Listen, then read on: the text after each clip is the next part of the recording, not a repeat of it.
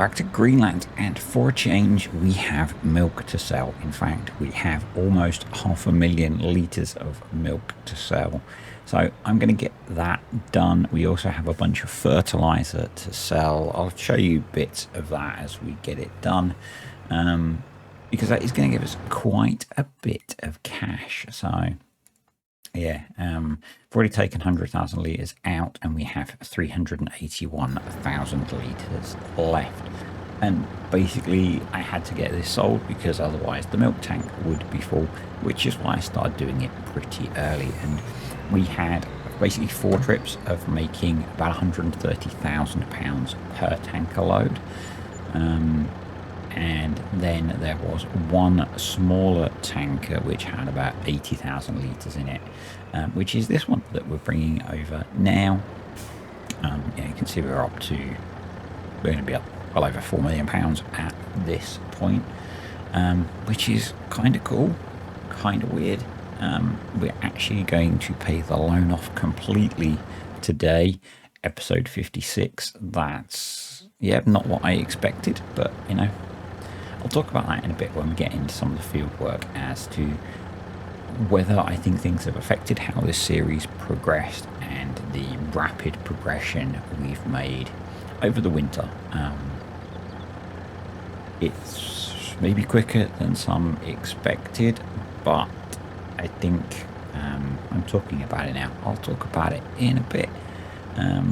So that's the milk sold, £4 million in the bank. Yeah, not too shabby. So there we go, loan being paid off. God, my hand hurt doing this. I was half tempted to just go into the XML and edit it, but I thought I'd show you. So there you go, loan paid off. We have £500,000 in the bank as well, and pretty much 2 trailers full of fertilizer to sell. I've been tempted to put another fertilizer bin on the farm, but the ones that we've got only hold 60,000 litres anyway, and we are producing quite a lot of fertilizer every day now.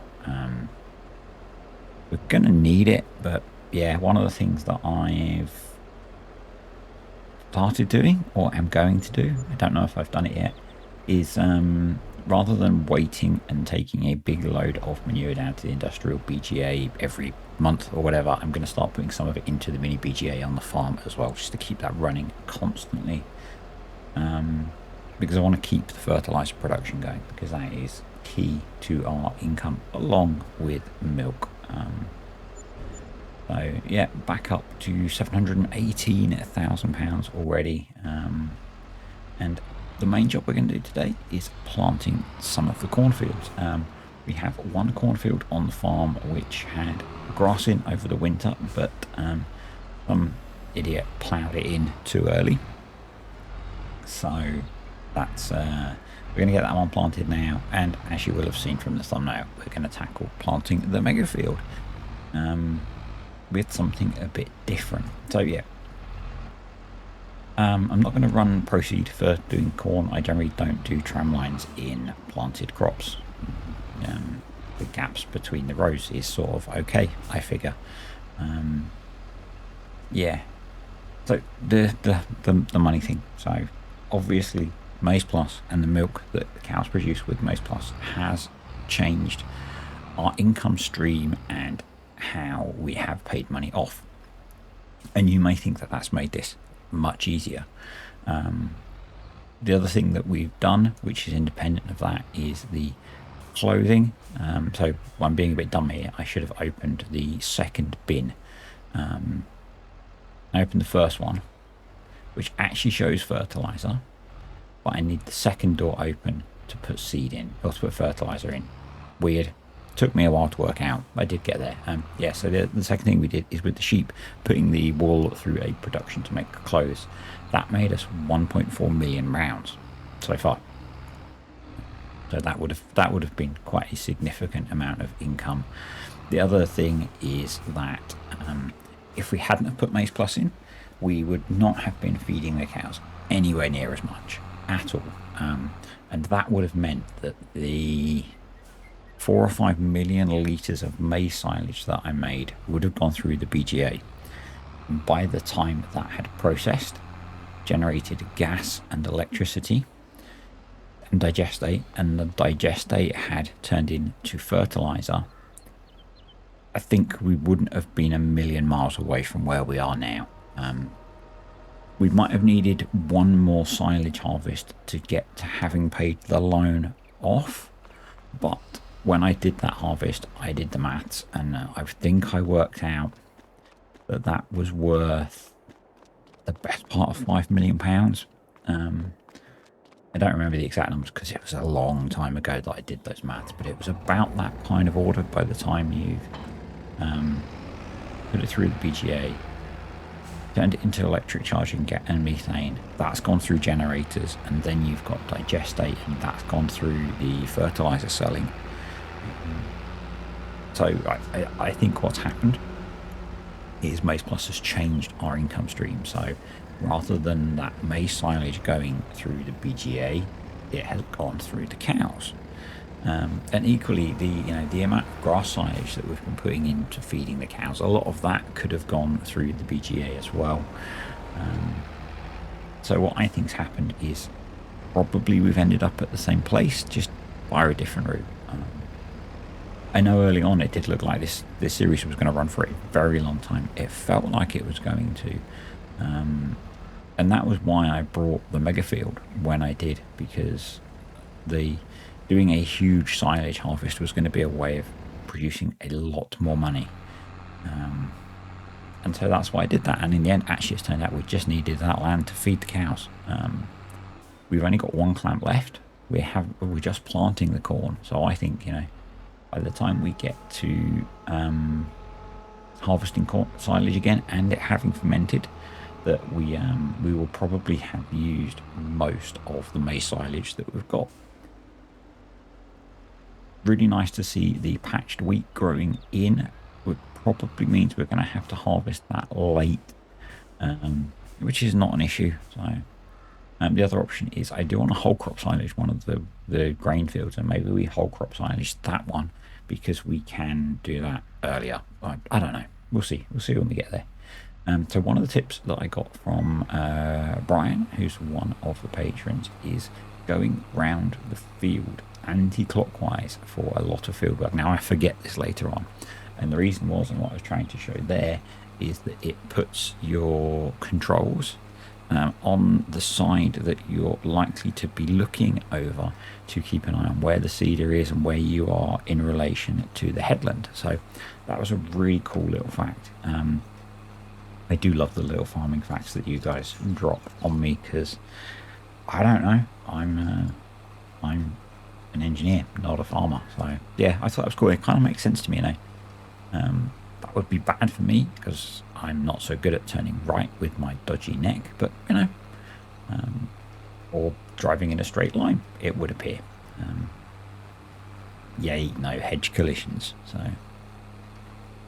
I'm going to say thank you to the patrons and the YouTube channel members. Appreciate you all supporting the channel.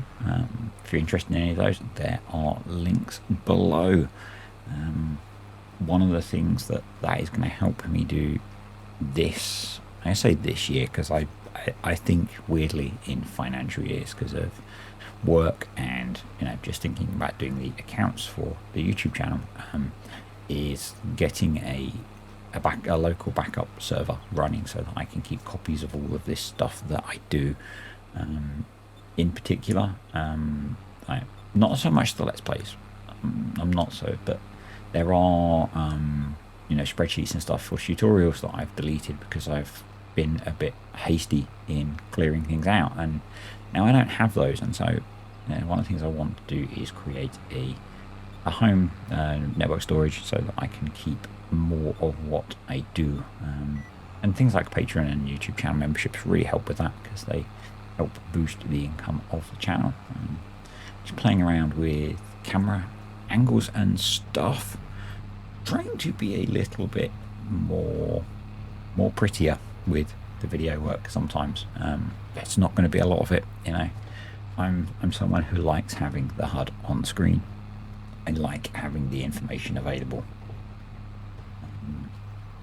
So yeah, there's not going to be lots of these pretty shots, if these even count as pretty shots, but you know, and making use of VCA's GPS for turning on the headlands, it does make it a lot easier once you're used to it.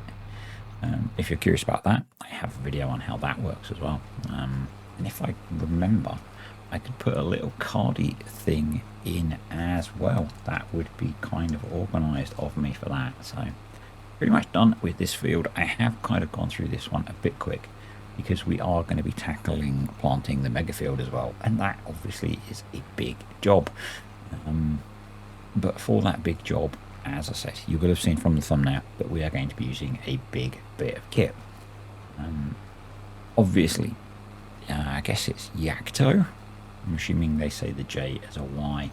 Is not a brand that's particularly, prevalent in, I would say, maybe even all of Europe. Certainly not in the UK, but, it was a suggestion. I asked last time about suggestions for planters to use. There were the usuals, the John Deere planter that I used last time, maybe using a Case early rise planter. Someone suggested the Yakto thing. It's a monster. And so I thought that might be fun.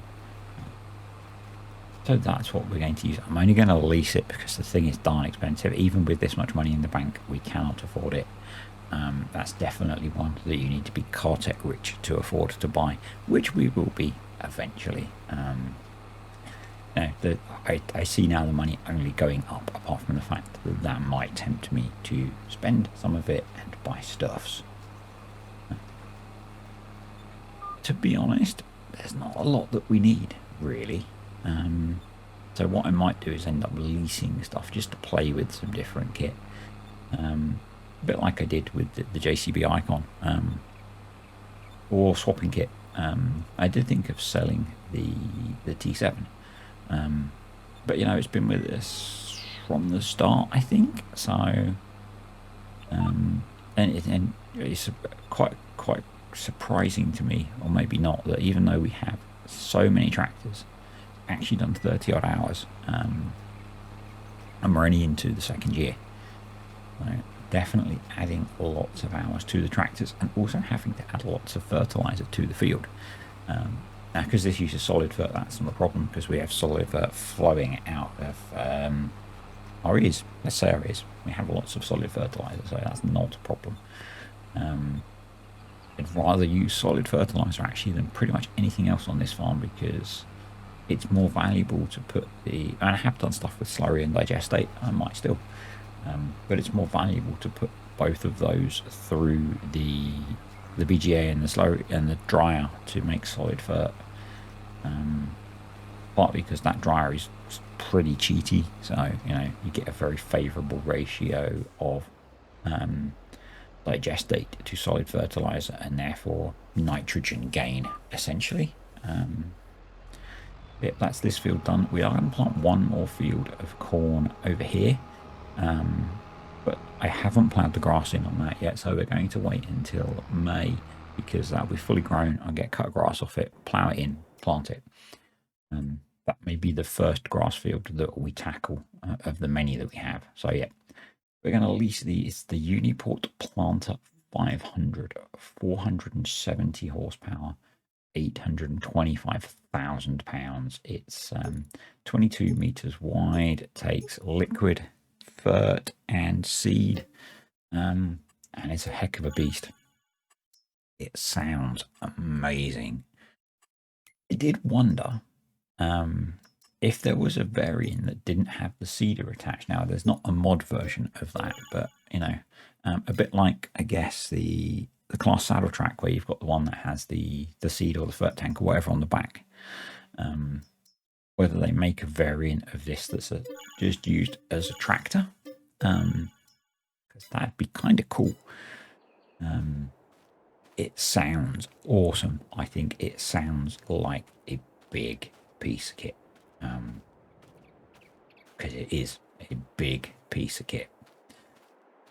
Yeah, and it's very orange. We're not going to lose it, that's for sure. We are not going to lose it, but yeah, it's huge. a really nice model. I think it sounds very nice. And yeah, I just wonder if there's a variant of this that's just used as a tractor unit. You know, the seeder is, or the planter is attached with a pin hitch. So obviously there's a lot of, I was going to say infrastructure, whatever, on the tractor unit to run the seeder or the planter, but you know, it feels like you could use it as a tractor on its own, and I think it'd be quite good fun. And I guess it's a lot like a class Steiger, you know, with the being articulated in the middle, or a John Deere 9RX, that kind of thing. Yeah, it's a nice bit of kit, and it may not have been quicker than using a big, you know, one of the big John Deere planters. Some of those, I feel some of those are wider than this. So it may have been quicker, but it was a bit fun just driving something completely different. I'm not doing the best job of driving it. It's big. It's big. But yeah, it was. It made pretty short work. I think it took me just over an hour to plant this entire huge field. So in farm sim time, that's pretty good.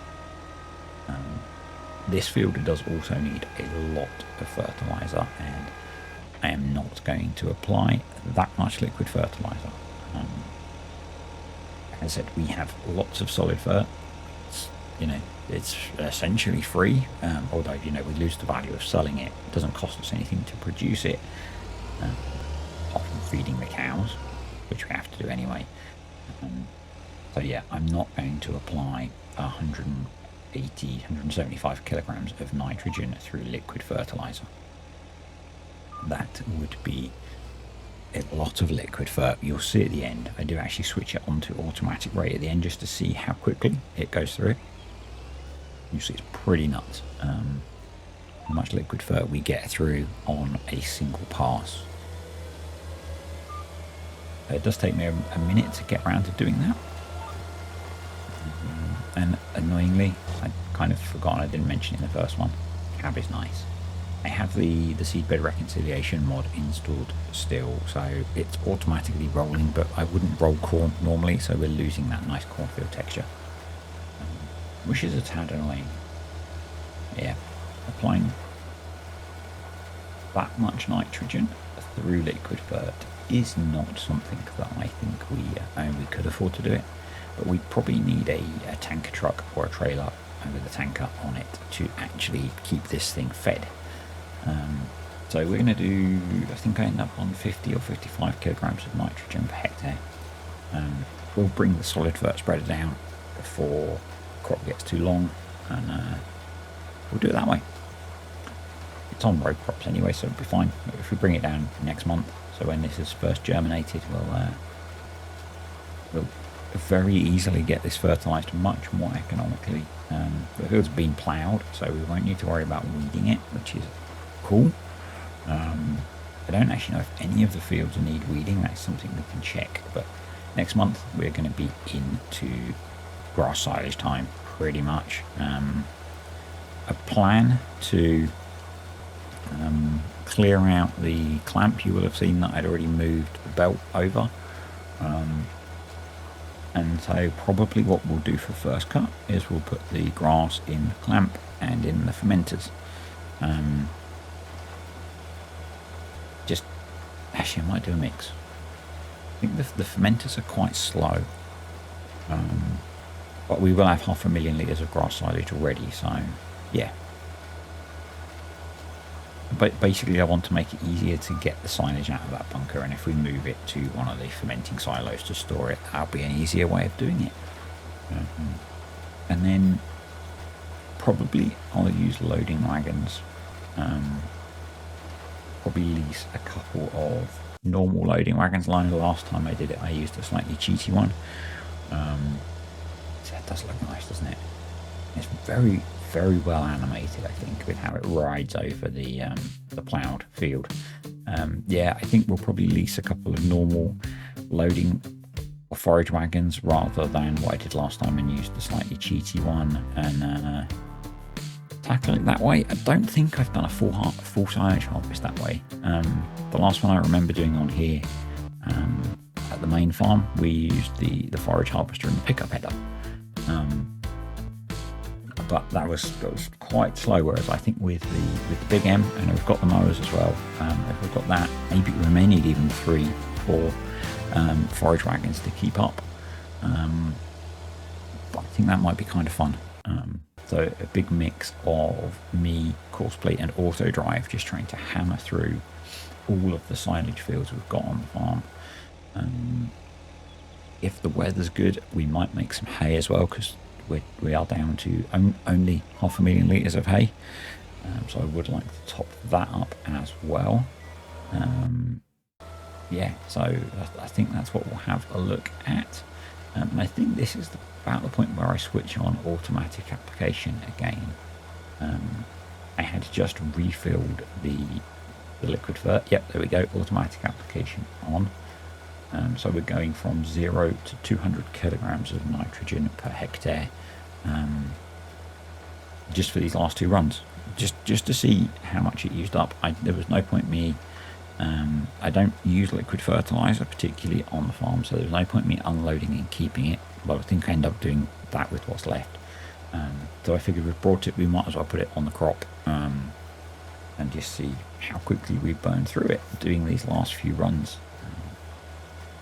Yeah. And yeah, so pretty much done. We've got 1 more cornfield to plant. That is all of the planting done. So May will be silage, and then we'll be fixed sorting the fields out and just getting into that cycle of finishing out. Well, it feels weird saying that, we're only in April, but working through the year, getting the crops growing. The crops are growing, making sure they're fertilized, take care of any weeds, and get the combine out. So it all sounds very quick, but actually I suspect it's going to take me a while to get to that point. We've got a couple of grass cuts to go in there. I probably won't do 3rd cut on here. I think we'll be done by then. So my plan is to run up to having harvested all of the fields. So probably the last one will be the sugar beets. And probably I would expect we'll do that before last cut. So we'll probably stop at about the sugar beet harvest, see where we are financially, and yeah, I think now it's going to be doing things to finding interesting ways of dealing with the scale of the farm we have here. So like using this insane planter thing. I really like the idea of trying to set up a big silage harvest on the farm. I'm wondering about doing that. My auto drive network is not good on here. I'm loving auto drive guys, auto drive network on Maple.